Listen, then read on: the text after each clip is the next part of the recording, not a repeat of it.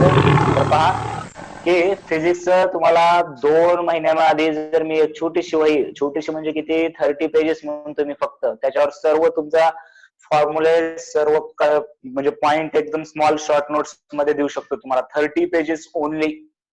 पण ते फक्त 30 पेजेस ओनली करून तुम्हाला त्याच्यामध्ये मार्क वगैरे पडणार नाहीत. कारण फिजिक्स याच्यामध्ये पहा तसं जर दुसऱ्या थेरॉटिकल सब्जेक्टला केलं, केमिस्ट्रीचं थोडंफार आहे तसं पूर्ण नाही आणि बायोचं जास्त आहे पूर्ण तर कोणतं. तर पहा ते 2 वर्ष तेच करायचं आपल्याला की सॉल्विंग करत करत तुमचे जे प्रॉब्लेम सॉल्विंग ॲबिलिटी आहे ती आपल्याला बिल्ड करत जायची. ती एका दिवशी, एका आठवड्यामध्ये किंवा एका महिन्यामध्ये सुद्धा तुम्हाला काही फरक दिसतो. ओव्हरऑल जेव्हा तुम्ही टॅली करचाल पूर्णपणे 2 वर्षाचं, तेव्हा तुम्हाला फिजिक्स जेवढे असलेलं पाहिजे. स्पीकिंग समजा आता सध्या पहा आपल्याकडे जे क्रॅश कोर्स म्हणजे यावेळेस जे नीट सर सर्वांना म्यूट करा. सर्वजण म्यूट नाहीत का? आवाज यायलाय ओके म्यूट करून घ्यायचं ते सर्वांनी.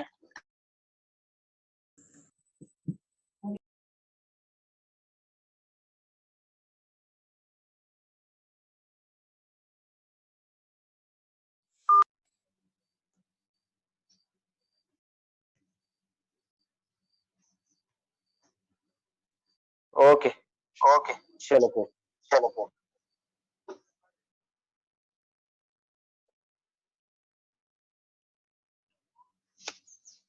हा तर डेली आणि आपल्याला मी काय सांगितलंय की मिनिमम 2 बुक्स कोणते कोणते, विद्या भारती आणि एररलेस. विद्या आणि एररलेस सुरुवातीला विद्या भारती सोडवावं अजून आतापर्यंत सोडवलं नसेल तर, आणि त्याच्यानंतर एररलेस सोडवावं. विद्या भारती जरी सिंपल बुक असेल तरी सुरुवातीला खूप गरजेचं आहे. थेरॉटिकल वरती एकदम सिंपल क्वेश्चन असतात. जर तुम्हाला ते सिंपल क्वेश्चन जर कधी अडचण आली तर समजायचं की तुमची कन्सेप्ट क्लिअर नाहीये. ठीक आहे, त्याच्यासाठी विद्या भारती. आणि एररलेस थोडंसं हार्ड बुक आहे, थोडंसं टफ बुक आहे.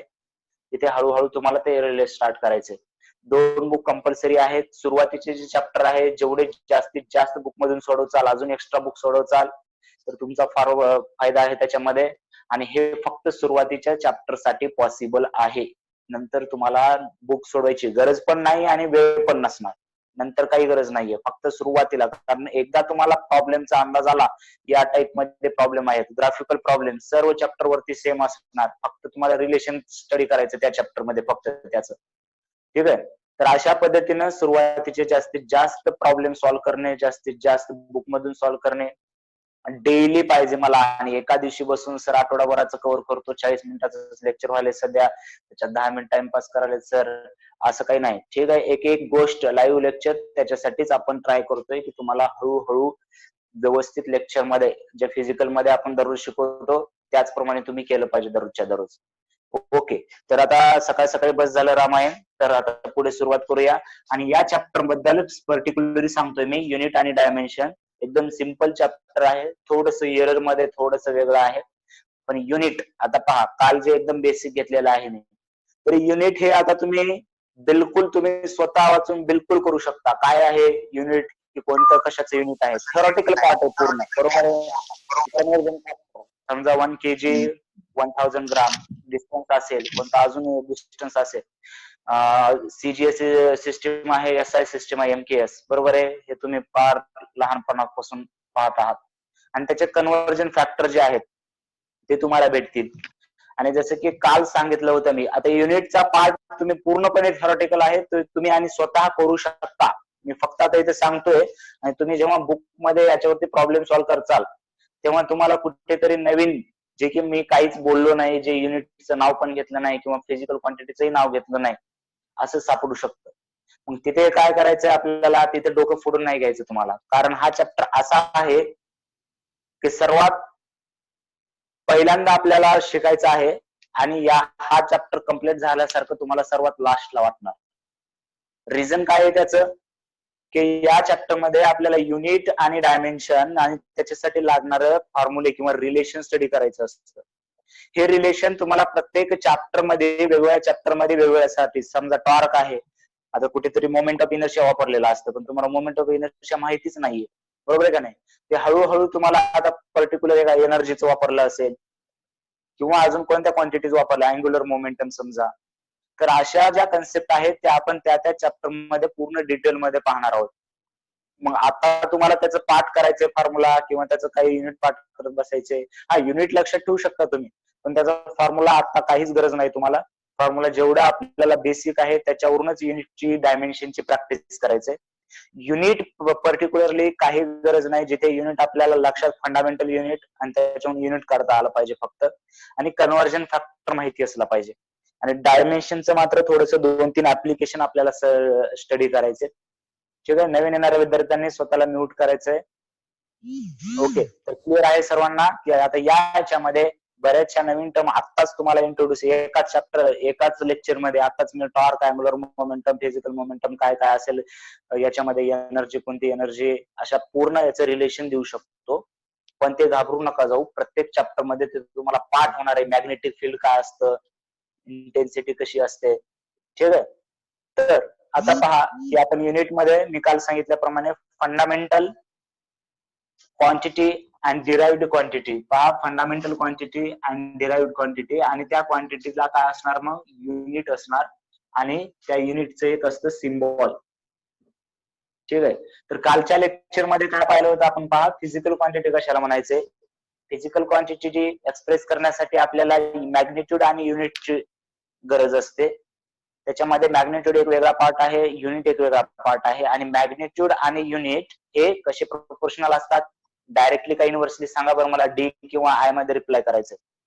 मॅग्निट्यूड आणि युनिट हे कसे प्रोपोर्शनल असतात, डी किंवा आय मध्ये रिप्लाय करायचे तुम्ही. Okay, very good Ankit, I. Okay, very good सर्वांना. ओके, ठीक आहे, कारण मॅग्निट्यूड आणि युनिट वाढलं, युनिट वाढलं की मॅग्निट्यूड कमी होतं, मॅग्निट्यूड वाढलं की युनिट कमी होतं. Very good. ठीक आहे, तर पहा आता फंडामेंटल क्वांटिटी तुम्ही आता पाहिल्याच असतील. याच्यामध्ये हा थेरॉटिकल पार्ट तुम्ही स्वतः याच्यामध्ये बुक जे असतील किंवा हे वाचून व्यवस्थित करू शकता. मी डायमेन्शन पार्ट थोडं जास्त घेणार आहे याच्यामध्ये. युनिट मध्ये काय सांगायचं आता, फंडामेंटल क्वांटिटी. आता असं काही तुम्ही विचारू शकत नाही की सर मासलाच का केलं, टाइमलाच का केलं.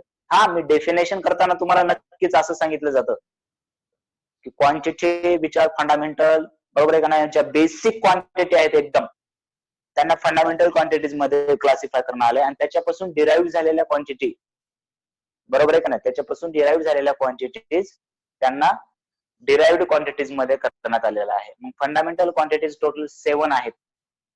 त्याच्यामध्ये कोणत्या कोणत्या आहेत फंडामेंटल क्वांटिटीज मध्ये, मास आहे, त्याच्यानंतर लेंथ आहे, त्याच्यानंतर टाइम आहे, त्याच्यानंतर करंट आहे, सॉरी पहा सर, टाइम स्केलर क्वांटिटी आहे की vector. Time is a scalar quantity, time is a scalar quantity. Time he scalar quantity आहे. ओके, तर याच्यामध्ये पहा की फंडामेंटल ज्या क्वांटिटीज आहेत याच्यामध्ये, त्या क्वांटिटीज मध्ये मी काय सांगितलंय तुम्हाला, असं वाटू शकतं की मास ठीक आहे, एकदम बेसिक क्वांटिटी आहे. Length okay, time, current. आता करंट इज इक्वल टू तुम्हाला सर डायरेक्शन पण आहे ना टाइमला. ओके, ठीक आहे ज्ञानेश्वरी, ते एकदा क्लिअर करतो मी डायरेक्शन बद्दल. आणि याच्यामध्ये थोडस आधी मी फंडामेंटल क्वांटिटीज पूर्ण लिहून घेतो. करंट आहे, त्याच्यानंतर टेम्परेचर आहे, त्याच्यानंतर अमाऊंट ऑफ सबस्टन्स आहे. बाकी झाल्या 1 2 3 4 5 अमाऊंट ऑफ सबस्टन्स, आणि आहे त्याच्यानंतर लुमिनस इंटेन्सिटी. हे एखाद्या बुक मध्ये पण तुम्हाला एका खाली एक भेटून जातील. तुम्ही फक्त लक्षात ठेवायचे की फिजिकल, मी काय म्हणलं, एकदम बेसिक क्वांटिटीज ज्या असतात त्यांना आपण फंडामेंटल क्वांटिटीज म्हणून हे केलेलं आहे क्लासिफाय. आता इथे तुम्हाला प्रश्न पडू शकतो, sir current is equal to charge upon time, म्हणजे करंट ही एक वेगळ्या याच्यापासून डिराइव्ह झाली, पण ते आपल्यावर आहे की आपण कोणाला बेसिक घ्यायचं, कोंबडा आधी का अंडा आधी, बरोबर आहे का नाही, कोणाला तरी आधी कन्सिडर करावंच लागेल. त्याचप्रमाणे केलंय मास किंवा density is equal to mass upon volume. मग डेन्सिटीला बेसिक मानायचं का मासला बेसिक मानायचं, आपल्या याच्यावर होतं की आपण क्लासिफिकेशन का केलंय की फिजिक्स स्टडी करण्यासाठी. हे सर्व आपल्या थिअरीज आहेत. फिजिक्स म्हणजे पहा, सर्व थिअरीज असतात, एक्सपेरिमेंट असतात आणि ते एक्सप्लेन किंवा स्टडी करण्यासाठी एकदम जी सोपी मेथड जी असते त्याच्यामध्ये काही गोष्टी आपण अज्युम करतो, स्वतः क्लासिफाय करतो. ठीक आहे, जसं की केमिस्ट्रीमध्ये एक आपण कंपाऊंडचं आयुपॅक नेमिंग वगैरे दिलेले आहे, त्याचप्रमाणे इथं काही क्वांटिटीज आपण बेसिक ठरवलेल्या आहेत, त्यांना फंडामेंटल क्वांटिटीज. त्या टोटल क्वांटिटीज 7 आहेत. Mass, length, time, current, temperature, amount of substance and luminous intensity. आणि याचं जे युनिट आहे त्यांना क्वांटिटीज झाल्या तर यांना फंडामेंटल क्वांटिटीज म्हणणार आणि याला फंडामेंटल युनिट्स म्हणतात. ठीक आहे, ज्या क्वांटिटीचं हे युनिट आहे त्याला फंडामेंटल युनिट म्हणणार. मग आता हे सांगायला नको मास मध्ये फंडामेंटल युनिट काय आहे, किलोग्राम. आता मी डायरेक्ट सिंबल मध्येच लिहितो इथे, केजी, मीटर, टाइम मध्ये सेकंड, त्याच्यानंतर करंट मध्ये अँपियर, टेम्परेचर मध्ये केल्विन, अमाऊंट ऑफ सबस्टन्स मध्ये मोल आहे. पहा, लक्ष द्या, या गोष्टी बऱ्याच जणांना माहिती असतात बऱ्यापैकी, पण याच्यामध्ये की काही गोष्टी, समजा आता इथे टेम्परेचर डिग्री आहे का केल्विन आहे, तर या सिंपल गोष्टी तुम्हाला लक्षात ठेवायच्या आणि हे सुरुवातीला वाटू शकते की एवढं कसं लक्षात ठेवायचं, पण विश्वास ठेवा की नंतर जेव्हा चॅप्टर होतील तेव्हा तुम्हाला ह्या गोष्टी त्यांना म्यूट करायला सांगा. अरे कोण आहे रे म्यूट, अजून अनम्यूट कोणी आहे का? बाळांनो, सर्वांनी पटापटा म्यूट करून घ्या. एबीसी हे कोण आहे? म्यूटचं ऑप्शन तुम्हाला खाली कॉर्नरला असतं.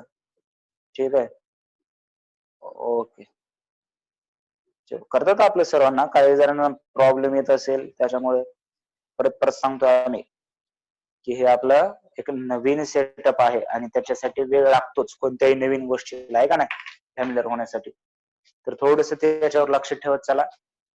ओके, मी काय सांगत होतो, या गोष्टी सिंपल लक्षात ठेवायच्या, याच्या पुढे याच्यावर डोकं आपटून घ्यायची काही गरज नाही. रट्टा मारायला सांगितलाय का? नाही, बिलकुल नाही. जसं चॅप्टर पुढे जाईल तसं एकदम लक्षात ठेवेल. आपल्याला फक्त कन्सेप्ट याच चॅप्टर वरती नाही, फिजिक्सच्या कोणत्याही चॅप्टरवर, आणि त्याची प्रोसिजर लक्षात ठेवायचं आहे. तर पहा, मासचं किलोग्राम, लेंथचं मीटर, टाइमचं सेकंद, करंटचं अँपियर, टेम्परेचरचं केल्विन, केल्विन नाही हा, ठीक आहे, असं कधी कधी बोलत होतं माझ्याकडून. अमाऊंट ऑफ सबस्टन्स मोल आहे आणि लुमिनस इंटेन्सिटी त्याला कॅन्डेला म्हणतात, कॅन्डेला. ठीक आहे, काहीतरी डाऊट आला 2 मिनिट, तोपर्यंत तुम्ही हे एक शॉर्ट मध्ये लिहून देऊ शकता. पटकन लिहायचं, याच्यावरती टाइम घालणार नाही मी आता युनिटवर. आता पटकन आपल्याला डायमेन्शन सुरू करायचं. ठीक आहे, पटकन आपल्याला डायमेन्शन सुरू करायचं आहे. मला काहीतरी डाऊट आल्यासारखा दिसला इथे, तर मी हे करतोय. सर सगळे नोट करायला सांगा. ओके, त्याच्यानंतर टाइमचं एक्सप्लेन करतोय. ज्यांच्यासाठी लिहायचं राहिले ते पटकन एकदम शॉर्ट मध्ये लिहून घ्या. फंडामेंटल अँगल आणि समीकरण येत ना, याच्यामध्ये नाही, 7 फंडामेंटल क्वांटिटीज आपण दिलेल्या आहेत याच्यामध्ये. ठीक आहे, तर याच्यामध्ये या 7 ज्या मी लिहिलेल्या आहेत याच्यामध्ये, तर आता याच्यामध्ये पहा, लक्ष द्या की ह्या 7 आधी डिफाईन केलेल्या आहेत आणि हे जो अँगल आहे त्याला एक वेगळं सप्लिमेंटरी म्हणून कन्सिडर केलं जातं अँगलचं, प्लेन अँगल आणि सॉलिड अँगल. ठीक आहे, म्हणाली तुझ्या डाऊट बद्दल. प्लेन अँगल आणि सॉलिड अँगल याला, कारण किती क्वांटिटीज आहेत फंडामेंटल असं जर असेल तर जनरली 7 असतात. याच्यामध्ये 7 आपण डिफाईन केलेले आहेत आणि याला सप्लिमेंटरी अजून 2 कोणते, प्लेन अँगल आणि सॉलिड अँगल. प्लेन अँगल आणि सॉलिड अँगल, या सॉलिड अँगलचं पण क्लिअर करून घेऊया आपण एकदा. सॉलिड, ठीक आहे, प्लेन अँगल सर्वांना माहिती आहे. प्लेन अँगल सर्वांना माहिती आहे, 30, 60, 90 वाला, आपल्याला ट्रायंगल वाला, बरोबर आहे का नाही, पीजीटी वाला, याच्यामध्ये सर्वांना माहिती आहे नक्की. सॉलिड अँगल काय असतो पहा, फक्त लक्षात ठेवा याच्यामध्ये सॉलिड अँगल, तो अँगल 3D मध्ये असतो. प्लेनच अँगल असल्यासारखं, पण तो अँगल कसा असतो 3D मध्ये. फॉर एक्झाम्पल, आता मी इथे उभा आहे आणि मी जसं या मोबाईलकडे पाहतोय, किंवा सपोज मी एका असं इथे एक सुंदर वस्तू ठेवलेली आहे रूम मध्ये, वस्तू सुंदर, ठीक आहे, त्या वस्तूकडे पाहतोय मी. तर तिकडे पाहत असताना माझ्या डोळ्यासोबत पहा असा अँगल, म्हणजे समजा वस्तू इकडे आहे तर असा अँगल करावा लागेल मला. असं वस्तू इकडे तर त्या वस्तूवर नजर ठेवण्यास, सुंदर वस्तूवर नजर ठेवण्यासाठी मला असा अँगल करावा लागेल. सॉलिड अँगल कशाला म्हणतात, की तो अँगल 3D मध्ये आहे, की माझ्या डोळ्याचा सोबत असा जो गोल अँगल आहे, पहा लक्ष द्या. जर इथं म्हणजे फिलिंग यायची फिजिक्सच्या चॅप्टर मध्ये आपल्याला पूर्णपणे आपल्याला फील झालं पाहिजे, की असं सुंदर वस्तू म्हणलं की तुम्हाला सुंदर वस्तू बद्दल फिलिंग असं असं तुम्ही इमॅजिन, मी तर एकदम इमॅजिन केलं की इथं एकदम सुंदर वस्तू आहे, तसं तुम्हाला सुद्धा एकदम तुमच्या डोळ्यापुढे एकदम सुंदर आली पाहिजे वस्तू, ठीक आहे. तर मग पहा की एखाद्या वस्तूकडे पाहत असताना ही वस्तू आहे सुंदर आणि हा आपला सुंदर डोळा आहे याच्यामध्ये. जेव्हा आपण या वस्तूला पाहत असतो अशा पद्धतीने, तर हा जो अँगल 3D मध्ये घेणार मी, तो असणार सॉलिड अँगल. आणि हे दोन युनिट पहा, प्लेन अँगल आणि सॉलिड अँगल. प्लेन अँगलचं युनिट आहे रॅडियन आणि सॉलिड अँगलचं युनिट आहे स्टेरॅडियन. ठीक आहे, क्लिअर आहे सर्वांना? 7 फंडामेंटल क्वांटिटीज. रिपीट दिस. सॉलिड अँगल वाला पार्ट, ओके. पहा सॉलिड अँगल वाला पार्ट पहा परत एकदा, की एक्झाम्पल काय दिलं मी, की आपण एखाद्या गोष्टीकडे, सुंदर वस्तूकडे, इथं एक सुंदर वस्तू आहे, ही वस्तू आहे, ठीक आहे, आणि ही सुंदर वस्तू मला पाहायची आहे. तर आपल्या डोळ्यात पासून कसं करणार, याच्यासोबत समजा असा अँगल करतोय आपण ही सुंदर वस्तू पाहायला. म्हणजे आपण प्लेन अँगल मध्ये पहा की असा अँगल एक 2D मध्ये अँगल घेतो. तुम्हाला 2D आणि 3D कळतं का? 2D आणि 3D आहे का नाही? 3D पिक्चर बघितला का एखादी?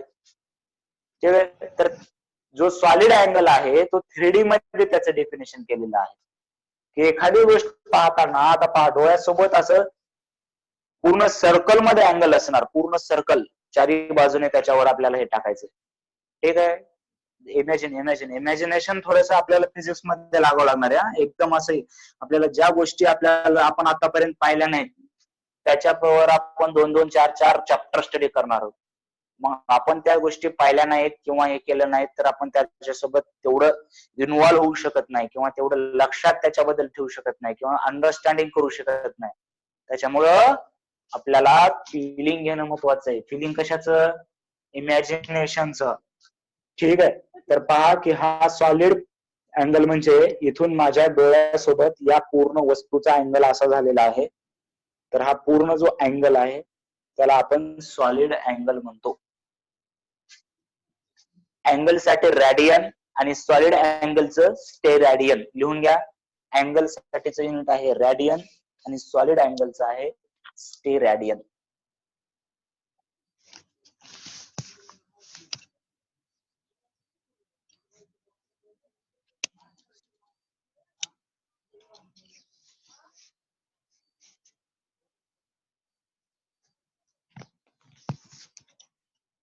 क्लिअर असेल तर यस पाठवावर पुढे चालायचं का?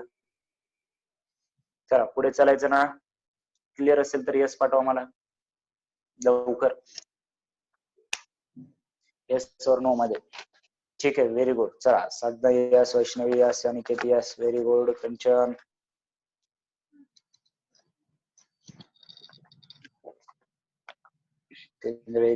सुमित, ओके बरोबर. चला पहा, तर जसं की मी सांगितल्याप्रमाणे की युनिट मध्ये तुम्हाला अजून कोणते कोणते नवीन युनिट किंवा याच्यामध्ये येऊ शकतात, तर त्या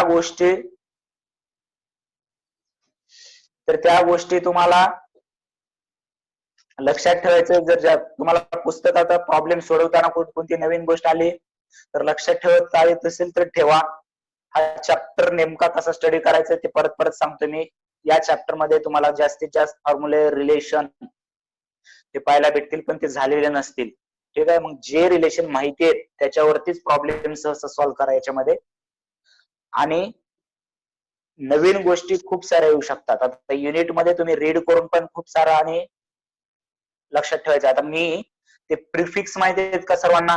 पिको, नॅनो जे काही लावायचे पहा. किलो, एक लक्ष द्या. याचा मी तुम्हाला डायरेक्ट काय करतो की इथे लिहित बसण्यापेक्षा त्याच्यामध्ये आपला टाइम पण जाईल. मी ग्रुप वरती त्याचा एक इमेज टाकतो किंवा तुमच्या बुक मध्ये पहा, एलएलएस मध्ये सुद्धा आहे, सर्व बुक मध्ये भेटेल. ओके, सर्वांना माहिती आहे प्रिफिक्स कुठेपर्यंत माहिती आहे किंवा कुठेपर्यंत आपल्याला लक्षात ठेवायचे? पहा, मी एकदा बोलतो, ज्यांना लक्षात आहे असं वाटते त्यांना आठवते का? पहा, ज्यांना नाही त्यांना क्लास नंतर एक इमेज टाकतो मी ग्रुप वरती.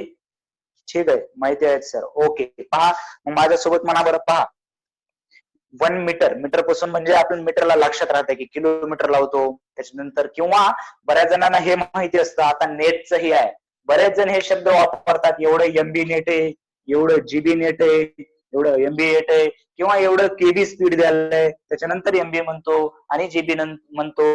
एवढं सारं वापरून आपण याच्याकडे लक्षच देत नाही.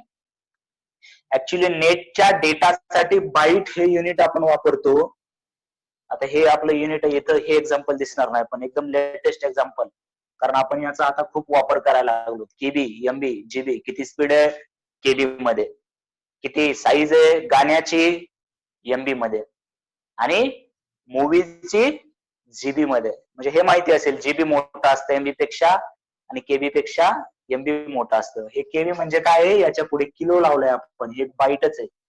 एमबी मेगा लावलंय आपण त्याच्या पुढे, आणि जीबी गिगा लावलंय. किलो म्हणजे 10⁻³ असतं, मेगा म्हणजे 10⁻⁶ आणि गिगा म्हणजे 10⁻⁹. ठीक आहे. तर पहा, त्याच्यानंतर याच्यामध्ये 10⁻⁹ पर्यंत गिगा आणि त्याच्यानंतर पुढे 10⁻12 जे असेल. आता समजा तुम्ही एखादा लॅपटॉप घेत आहे, आपण कशाला एकदम क्लिअर आपल्याला व्यवस्थित लेक्चर पाहायला, बरोबर आहे. तर त्याची साईज जी आहे हार्ड डिस्कची, तर ते टीबी मध्ये दिलं असेल. टीबी म्हणजे काय? टेराबाईट. तर त्याच्यासाठी काय आहे? 10⁻12. तर अशा गोष्टी ऑब्झर्व करायच्या. हे कधी ऑब्झर्व केल्या नसतील किंवा काही जणांना माहिती पण नसतील नक्कीच. एखादा लॅपटॉप घेतोय आपण, त्याची हार्ड डिस्कची साईज सहसा 500 जीबी किंवा 1 टीबी असं बघसाल तुम्ही. 1 टीबी आणि 10⁻12 बाईट येते, कारण डेटाचं स्टँडर्ड युनिट बाईट आहे आणि त्याच्या पुढे आपण प्रिफिक्स लावतोय. कोणते प्रिफिक्स लावतोय? हे स्टँडर्ड प्रिफिक्स आहेत. किलो 10⁻³ मेगा 10⁻⁶, गिगा 10⁻⁹, टेरा 10⁻12.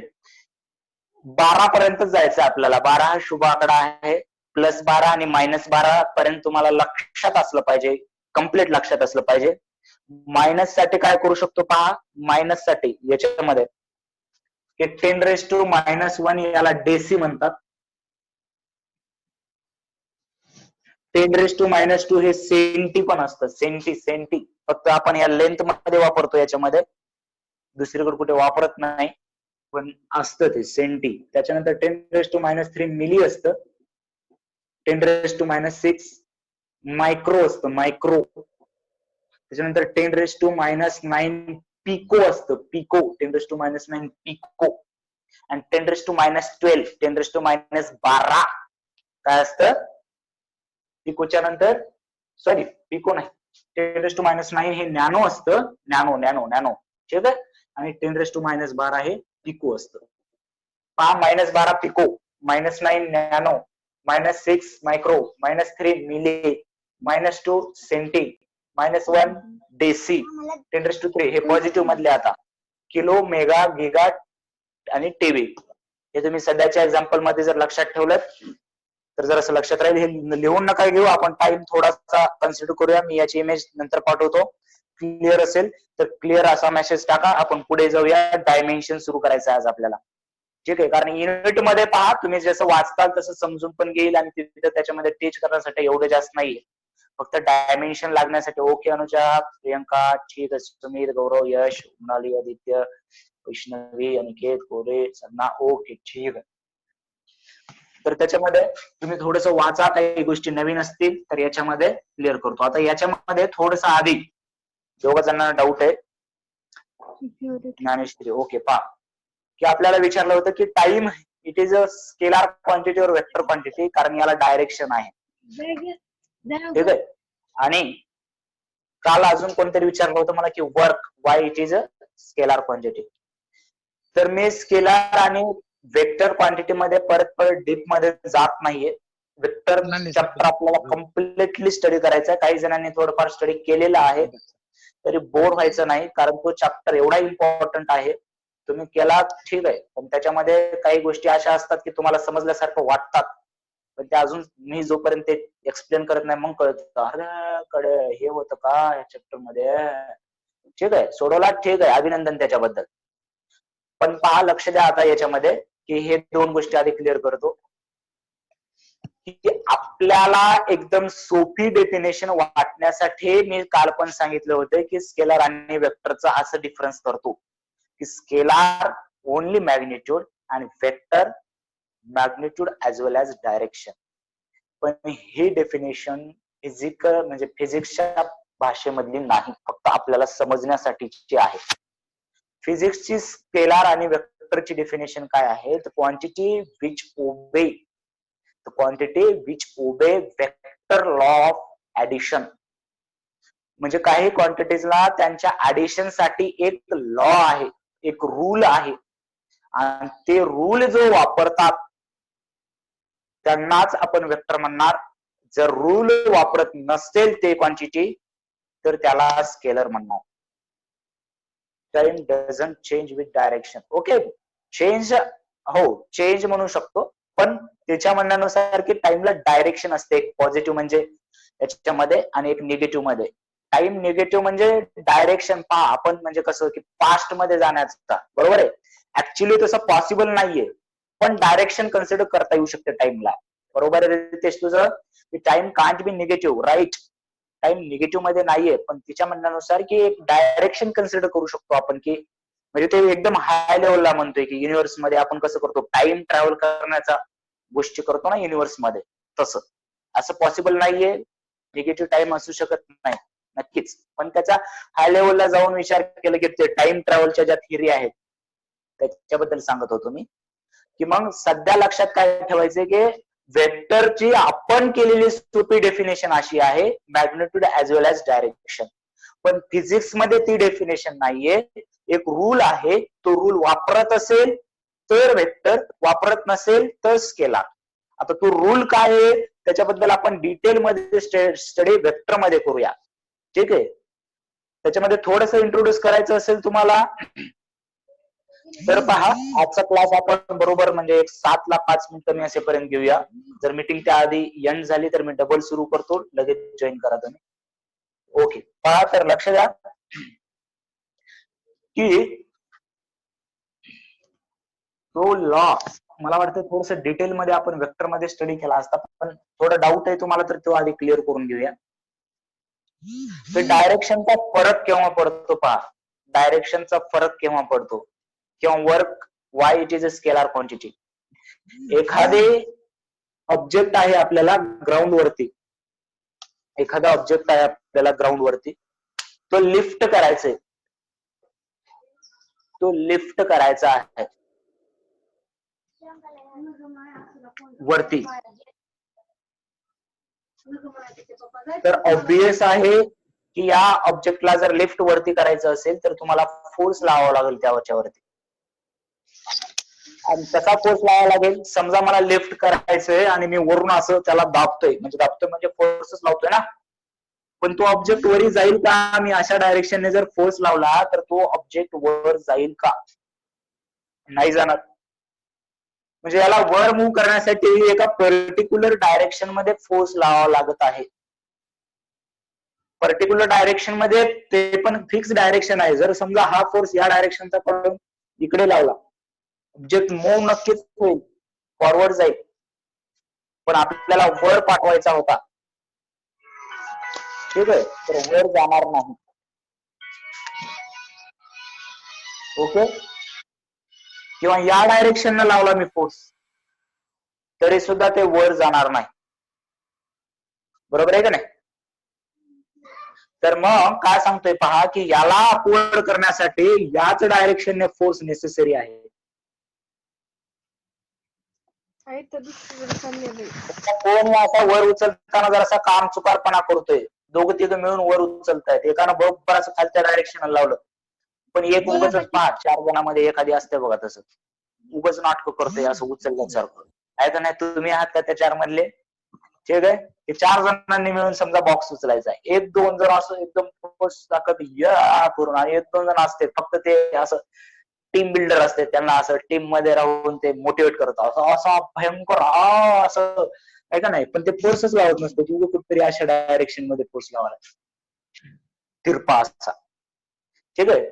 मग याच्यामध्ये हा पूर्ण फोर्स त्याचा कामाला येतोय का वर ऑब्जेक्ट उचलण्यासाठी? हा पूर्ण फोर्स त्याच्या वर उचलण्यासाठी कामाला येत नाही. त्याचा काही फोर्स, या फोर्सचा काही पार्ट आपण असं म्हणू शकतो की वर लावतोय. ओके चाकूरकर, म्यूट करा रे. पार्टिसिपंट आता हळूहळू वाढतायत, त्याच्यामुळे मी नवीन यांना मृणाली थोडस म्यूट करत ठेव जा सर्वजण. अजून कोण आहे? एबीसीडी कोण आहे रे? जरा नाव टाकून बॅग जा. ओम बघ बघ बघ. ओम म्यूट करा रे, म्यूट करा रे, म्यूट करा. मध्ये असा डिस्टर्बच नका करत जाऊ तुम्ही. ठीक आहे. लाईव्ह लेक्चर त्याच्यासाठी तर घ्यायचे तुमचे. कोण आहे रे ते परत? ठीक आहे. ते एक कोणतरी म्यूट होत नाहीये एबीसीडी. ठीक आहे. क्लिक कर. डन झालं का नाही स्पीकिंग? वैष्णवी वैष्णवी जी म्यूट राहावं. केंद्रे वैष्णवी. ठीक आहे. आणि थोडस जॉईन होताना नाव टाकून केंद्रे बंद करायली. Mute all. Do not allow participants to unmute. Okay. आता तुम्हाला स्वतःला पण अनम्यूट करता येणार. ठीक आहे. होऊ शकतं सुरुवातीला तुम्हाला काही जणांना माहिती नसतं, काही जणांना नेटवर्क प्रॉब्लेम होते, बाहेर जातं मध्ये होतं, त्याच्यामुळे आता नवीन कोणी आलं की ते परत मी इथून तर केलंय सर्वांना म्यूट. ओके ठीक आहे. चलो लेट्स कंटिन्यू. तर पहा, लक्ष द्या की काय सांगत होतो मी की या फोर्स मधला पूर्ण फोर्स वर लावायला त्याला मदत करत नाही वर जायला. काही फोर्स करतोय आणि काही फोर्स पुढे ढकलतोय. तर इथे त्याची आपण डायरेक्शनचा व्यवस्थित याच्यामध्ये विचार करतोय, डायरेक्शन याच्यामध्ये. तर अशा क्वांटिटीजला आपण वेक्टर क्वांटिटीज म्हणूया. एक फक्त अंदाज देतोय, मी परत सांगतोय की रूल आपल्याला वेक्टर मध्येच डिटेल स्टडी करावं लागेल. रूलवर आपल्याला 2-4 दिवस डोकं फोडून घ्यावं लागेल. आणि थोडंफार बेसिक मला वाटतं फाउंडेशन मध्ये सर घेतील. फाउंडेशनचे पाटील सर लेक्चर कव्हर करतायत. ठीक आहे. तर ते पण लेक्चर आपल्याला कंटिन्यू करायचे. ट्रिग्नोमेट्री चालू आहे. आय थिंक ट्रिग्नोमेट्री संपलं का पूर्ण सरांचं? ट्रिग्नोमेट्री संपलं का? ट्रिग्नोमेट्रीचं काही पाठ तुम्हाला झालेला आहे ज्यांनी याच्यामध्ये केलंय, पण ते रिव्हिजन म्हणून करा. Meeting will be end in 1 minute. So we will start again.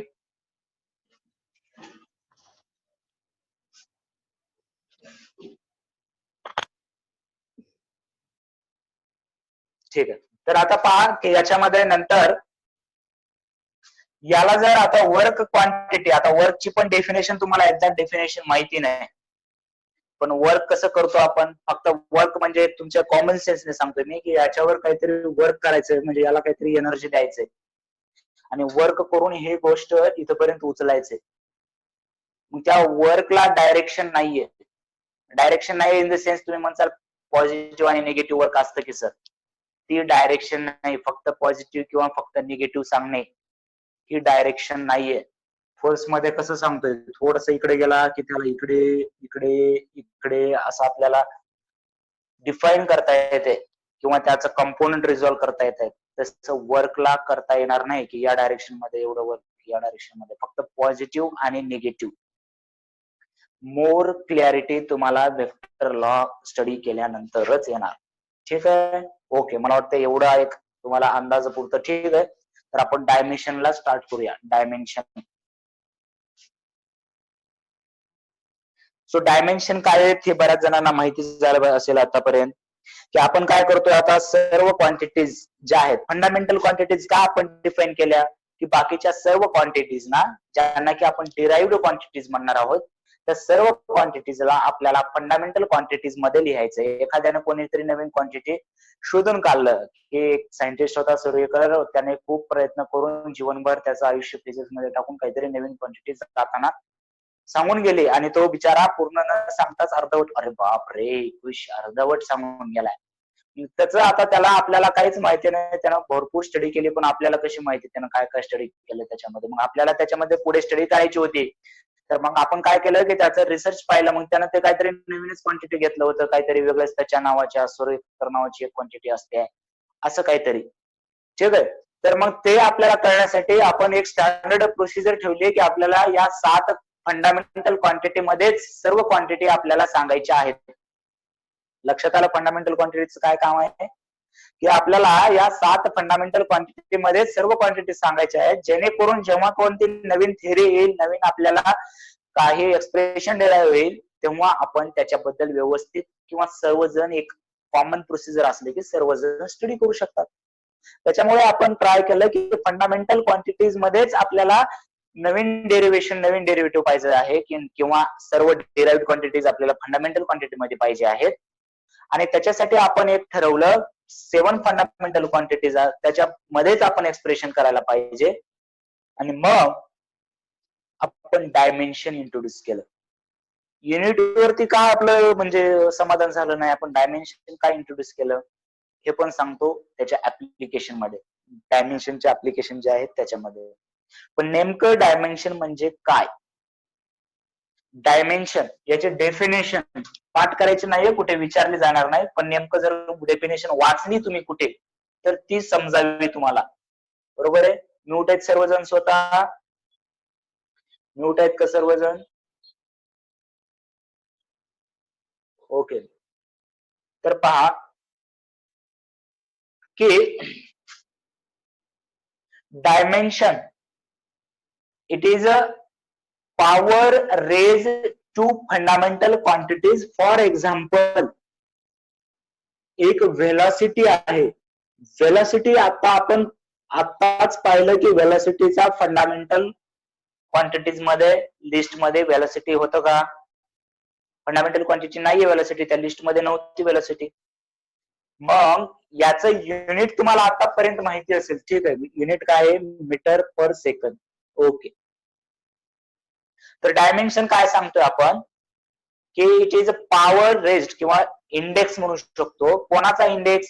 Fundamental क्वांटिटीचा इंडेक्स. फंडामेंटल क्वांटिटीज कोणत्या कोणत्या आहेत परत एकदा पहा बरं. Mass, length, time, current, temperature, amount of substance, त्याचं युनिट जे की मोल आहे, ठीक आहे, अमाऊंट ऑफ सबस्टन्स, आणि luminous intensity candela, candela. Okay.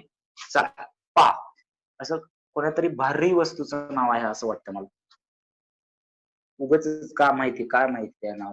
पहा, व्हेलॉसिटी इज इक्वल टू, तुम्हाला फॉर्म्युला माहित आहे एकदम simple, velocity is equal to displacement upon time. Displacement upon time. तर डिस्प्लेसमेंट याला फंडामेंटल क्वांटिटी आहे, म्हणजे लेंथ आहे ना, ती लेंथ म्हणजे फंडामेंटल क्वांटिटी आहे. अपॉन टाइम सुद्धा फंडामेंटल क्वांटिटी आहे. मग व्हेलॉसिटीला जर आपण फंडामेंटल क्वांटिटी मध्ये जर लिहिलं तर लेंथ अपॉन टाइम. मग डायमेन्शन कसं करतो पहा, डायमेन्शन लिहिण्यासाठी स्क्वेअर ब्रॅकेटचा यूज करतो.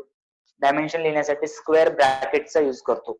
आणि याचा पॉवर पहा, लेंथ, लेंथला आपण एल वापरणार, लेंथला आपण एल वापरणार.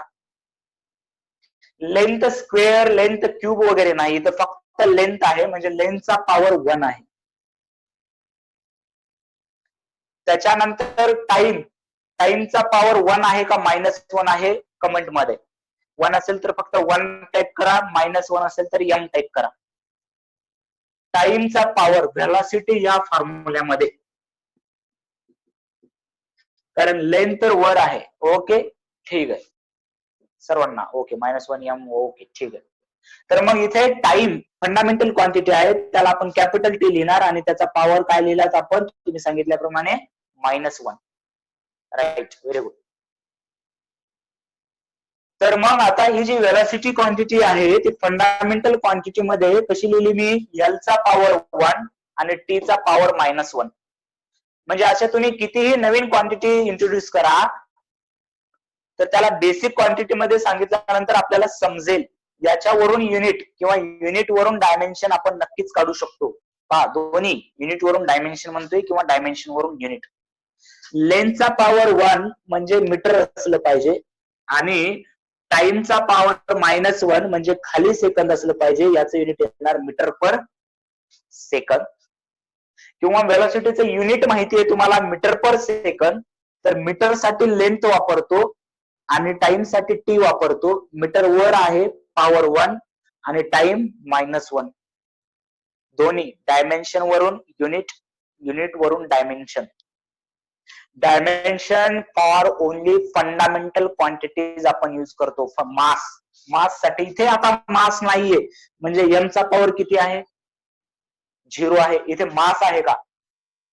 मास नाहीये. लेंथ, लेंथ आहे. मीटर म्हणजे हे m स्मॉल m मास साठी नसता. बऱ्याच जणांना कन्फ्युज होतं की हे m म्हणजे इथं m चा पॉवर 1 करायला पाहिजे. हे मीटर म्हणजे लेंथ साठी आहे म्हणून लेंथचा पॉवर 1 केलाय. यस म्हणजे सेकंड म्हणजे टाइम साठी आहे म्हणजे -1 केलाय. आणि इथे मास नाहीच आहे म्हणून मासचा पॉवर 0 किंवा तुम्ही हे लिहिलं नसलं तरी चालतंय. म्हणजे व्हेलॉसिटीचे डायमेन्शन तुम्ही कसं लिहिणार? L1 T -1 असं जरी लिहिलं तरी चालेल किंवा m0 L1 T -1. बाकीचे पण 0च आहेत. सहसा आपण MLT बाकीचे आले तर लिहितो नाहीतर नाही वापरत आपण. क्लिअर आहे का इथपर्यंत डायमेन्शन? क्लिअर असा मेसेज करावा आपण. ठीक आहे, डायमेन्शन बद्दल भरपूर गोष्टी शिकायच्यात आपल्याला पण व्यवस्थित एकदम step by step. Okay, very good. सर्वांना क्लिअर आहे? तर मग आता तुम्ही ट्राय करायचं. Very good. ट्राय करायचंय अजून एक बेसिक फॉर्म्युले. आता हे फक्त तुम्हाला माहिती आहेत फॉर्म्युले, बरोबर आहे. तुम्ही प्रश्न सॉल्व्ह करताना नवीन कोणतं रिलेशन असेल जे की पुढच्या चॅप्टर मध्ये असं अवघड शब्द वापरले असतात, कोइफिशियंट ऑफ टेम्परेचर और विस्कॉसिटी, सरफेस टेन्शन, असं बघितलं की आपल्याला टेन्शन येतं, तर टेन्शन घ्यायचं नाही कारण हा चॅप्टर ची जराशी मेथड वेगळी आहे आपल्याला करायची. मग फॉर एक्झाम्पल तुम्हाला फोर्सचा फॉर्म्युला माहितीये, मास इंटू ऍक्सेलरेशन, किंवा आधी आपण ऍक्सेलरेशन साठीच पाहूया. ऍक्सेलरेशन, ऍक्सेलरेशनचा फॉर्म्युला आहे माहिती. Acceleration is equal to velocity upon time. Velocity upon time. But velocity is also not a fundamental quantity. Velocity ही सुद्धा fundamental quantity नाहीये. मग velocityला परत fundamental मध्ये कसं लिहिणार तुम्ही? टाइम तर आहे. मग velocityला मी काय लिहिलं की डिस्प्लेसमेंट अपॉन टाइम. डिस्प्लेसमेंट किंवा आपण आता तुम्ही युनिट मध्येच लिहू शकता. आता आपण डायरेक्ट युनिटला. व्हेलॉसिटीचं युनिट काय आहे? Metre per second. Metre per second. आणि अपॉन टाइमचं युनिट काय आहे? Per second. की सर आम्हाला ऑलरेडी ओके ठीक आहे, कोणतरी डायमेन्शन टाकता डायरेक्ट तुम्ही. Very good. ठीक आहे की आम्हाला आधीच ऍक्सेलरेशनचं युनिट माहिती होतं, metre per second square. Metre length साठी आहे म्हणजे L1 आणि सेकंड टाइम साठी आहे म्हणजे T-2 आणि इथे m चा काय घेणार? 0. म्हणजे फक्त m लिहिलं तर चालतंय असं नाही बरं. m लिहिलं तर 0 लिहा किंवा m नका लिहू.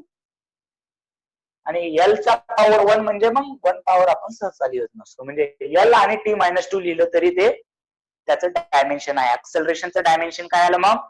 L1. 1 असेल तर लिहायची गरज नाही, फक्त L लिहायचं. T-2 किंवा m0 L1 T-2. बऱ्याच जणांनी टाकलेलं आहे, ज्यांना आलं नाही त्यांनी लिहून घ्या. येणार, याची व्यवस्थित प्रॅक्टिस व्हायला पाहिजे. तर मी काय तुम्हाला काम देतोय, जे प्रिफिक्सचा इमेज टाकणार आहे ते तुम्ही आधी ते प्रिफिक्स व्यवस्थित पाठ करायचंय. पहा आतापर्यंत आपण काय पाहिलं की फिजिकल क्वांटिटी कशी सांगितली आपण, त्याच्यासाठी युनिट कसं वापरलं, त्याच्यानंतर मॅग्निट्यूड आणि युनिट मध्ये काय रिलेशन आहे. युनिट आपण त्याच्यामध्ये परत फंडामेंटल आणि डिराइव्ड असं क्लासिफिकेशन केलं. ते क्लासिफिकेशन कोणत्या रूल नुसार केलेलं आहे का? नाही, स्टडी करण्यासाठी आपल्याला सोपं जे जाईल त्याप्रमाणे 7 फंडामेंटल क्वांटिटीज घेतल्या, त्याला 2 सप्लिमेंटरी क्वांटिटीज म्हणतात त्यांना, किंवा त्याच्या किंवा कोण्या बुक मध्ये त्याच्यामध्येच बेसिक क्वांटिटीज म्हणूनच दिलं असेल. कोणकोणतं? प्लेन अँगल आणि सॉलिड अँगल. त्याच्यानंतर तुम्हाला प्रिफिक्स पाठ करायचे, आणि त्याच्यानंतर जे आपण डायमेन्शनला गेलेलो आहोत, खूप महत्वाचा म्हणजे टॉपिक, तर तो आपण उद्या कंटिन्यू करूया. तर तुमचं सध्याचं काम काय आहे की आता ज्या क्वांटिटीज ठीक आहे, ज्या क्वांटिटीज तुम्ही जॉईन केलेल्या आहात त्याच्यामध्ये, म्हणजे सॉरी मेसेज आला मला, दुसरी मीटिंग सुरू होत आहे त्याच्यामुळे ते मीटिंग चाललं, की ज्या फॉर्म्युले तुम्हाला माहिती आहे, for example force is equal to mass into acceleration, ठीक आहे, सरफेस एरिया वेक्टर और scalar, why it is scalar और वेक्टर. ओके, हा डाऊट मी उद्या क्लिअर करतो. स्केलर वेक्टरचे जास्त डाऊट मी स्केलर वेक्टर मध्येच करतो रे, मी आता सांगितलं तर तुम्हाला ते समजणार नाही, तरी मी उद्या सांगतो सरफेस एरिया बद्दल, ठीक आहे. तर आता काम काय आहे, फिल्फिक्स आणि जे काही फॉर्म्युले माहिती आहेत तुम्हाला फोर्सचे समजा, किंवा वेलोसिटी, ऍक्सेलरेशन, अजून कोणते फॉर्म्युले माहिती आहेत त्यांचं युनिट आणि डायमेन्शन काढता येतं का ते पाहू उद्यापर्यंत. त्यांचं युनिट आणि डायमेन्शन काढता येतं का ते पाहू, ठीक आहे. मग आज इथेच थांबूया आपण. परत उद्या 6 वाजता उठताना 2 शिव्या सरच्या नावाने, आणि मग यायचं आपल्याला. ते करण्यापेक्षा थोडस मेडिटेशन वगैरे करून आलात तर तुमच्या फायद्यासाठी आहे, सरच्या नाही. ओके, तर त्या 2 शिव्या देत देत मेडिटेशन किंवा व्यायाम करू शकता थोडस. ओके, ठीक आहे. मग उद्या भेटूया आपण याच टाइम मध्ये 6 AM. Okay, bye bye everyone. मला तरी स्टुडंट अजून कळले नाहीत, अर्धे स्टुडंट आपले ऑफर्स असतात ते उद्यापासून आपण व्हिडिओ शिवाय एंट्री नाही द्यायची आहे का नाही, असं करूया. ओके, चलो bye bye sir, everyone bye. Next meeting सुरू करायचं मला 10 साठी, त्याच्यामुळे हे लगेच क्लोज करतो मी. Okay everyone bye.